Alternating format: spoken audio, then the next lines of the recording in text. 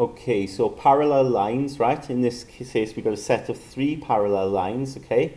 You can see the arrow there, and the other arrow sort of hiding in there, but it is there. So these lines are parallel, and they're asking us to work out A, B, C, and D, right? 4 letters to work out. Now, usually if you've got A, B, C, D, A would be the easiest one to work out, and that's the case here because you've got here 2 straight lines crossing, right? And when 2 straight lines cross, the opposite angles are equal, and they look the same, don't they? Okay, so A would equal to 70 degrees straight away. You don't have to give a reason down, okay? We just need to make sure we get the answers right.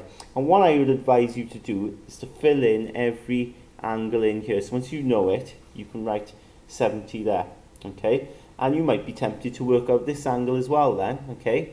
Of course, this one here, we've got a straight line, haven't we? If I cover up the bottom part of that, you can see straight line, and the straight line is like a half a turn, so that's got to add up to 180.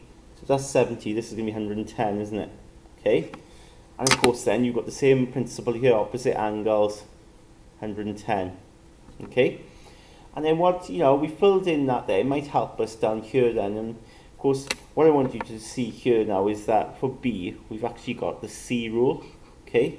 So I can highlight this here. We're actually going backwards of C. Alright? So that angle there and that angle, right, complement each other. They add up to 180, don't they? Because they're the interior angles of a C. So B plus 110 should equal 180. Alright? Which means then B has got to equal 70. Okay, using the C rule idea where the 2 interior angles add up to 180. So B is 70. The other way you could have seen this, of course, is there's a Z here as well, yeah? You see a Z. Now with a Z, the angles inside there are equal with the Z. Okay, so that was another way of seeing it.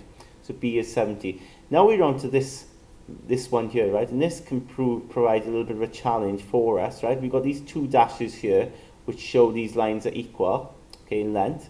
So we've got ourselves actually an isosceles triangle. If I turned it round, you might see it a bit better.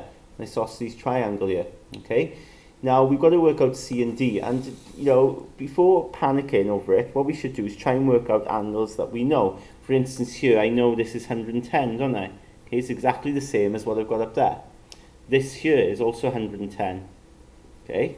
So fill in things that we know. That's 110 because it's opposite that, and it's identical situation to what we've got up here. This here would be 70, okay? But I'm not going to write 70 there because it's kind of split up and it'll get a bit confusing. So I won't write 70 there. But if that's 110 here, of course this is going to be 70 down here, isn't it? Okay? Because I got another C.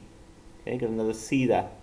And what's great about that is then, I want you to notice, we've got a straight line. Okay? Straight line. And we know in a straight line they add up to 180. So we can work out what our C is. So 70 plus C equals 180. So C will equal 110. Okay? That's going to be 110. Alright? Amazing. So if you can see that, that would be great. And then look at our isosceles triangle. Now I might draw a little sketch of it here. Okay, not very good sketch, right? Unfortunately. Where that's my C angle here. I've turned it around, right? 110. These 2 are equal in length. And I've got my D then down here. Of course, what's good, when an isosceles triangle is symmetrical, so this will also be D. So to work out D, you've just got to do 180, take away the 110, which is 70, and then split this 70 amongst those 2 there. They're going to be equal. So you're going to halve this. Half of 70 is 35. And we're done. We've got it all worked out.